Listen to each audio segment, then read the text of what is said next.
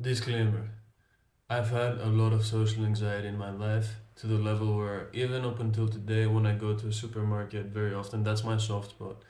Um, I get very nervous at a cashier desk. I don't know why. This is like one of the things that are kind of stuck. Um, yeah, but like yeah. So I understand you. Um, like how terrifying humans can be. Like I understand you.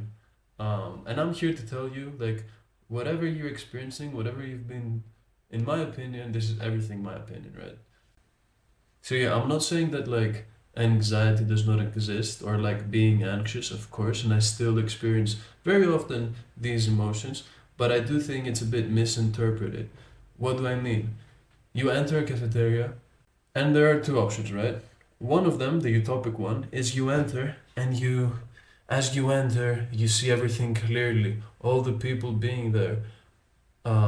The girlfriend with a boyfriend having a very cute time. These two dudes playing like chess together and they're enjoying themselves. Then the barman makes his drink and you're like, whoa, this guy knows how to shake. I don't Um, and your cluster view is clear, crystal clear.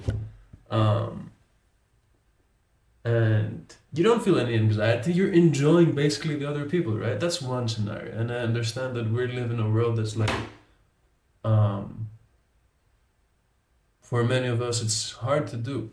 And um, and then there's option two, which I know the fucking dark grayness of it, where you enter the store, you're almost sweating. You don't want to talk to anybody. This is the extreme scenario, okay? Um, and it's like very uncomfortable. Um, Enjoying the other people, watching the other people, hell no. Like for you, it's a nightmare to order. Um, so yeah, and this is what they say. People say that's anxiety.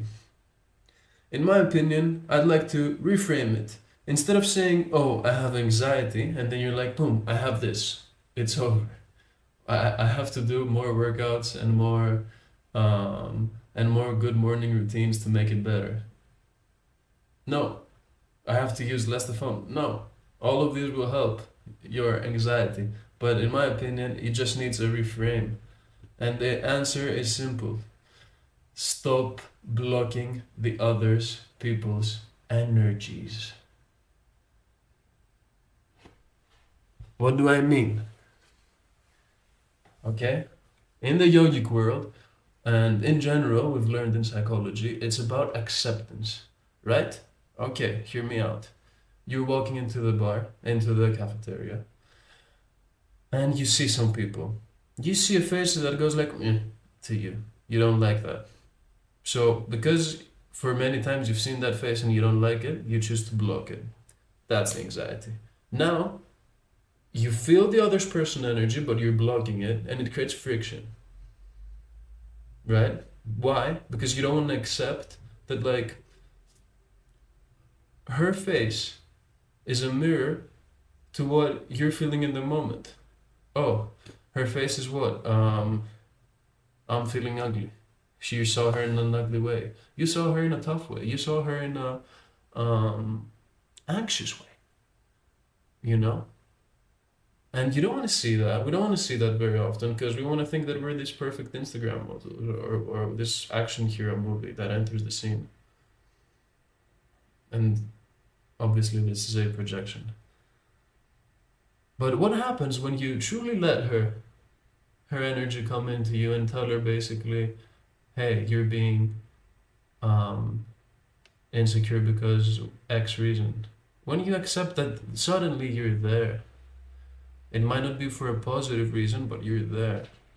And then what happens next? You're gonna accept a positive thing or another negative thing from the other person.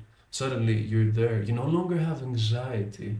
You are there with your problems or with the good stuff, right? You're there. And that's the difference, I think. Um, I'll keep this video short because that's what I wanted to say, but like, I just think a lot of these problems that um, like they tell us we have are just like not real, you know? And it's more about like just embrace the environment. I know it's like easy to say, but like let it come to you. Feel the darkness, like, and sometimes it's just about that. Thanks for watching. Let me know what your thoughts are. Again, this is my opinion.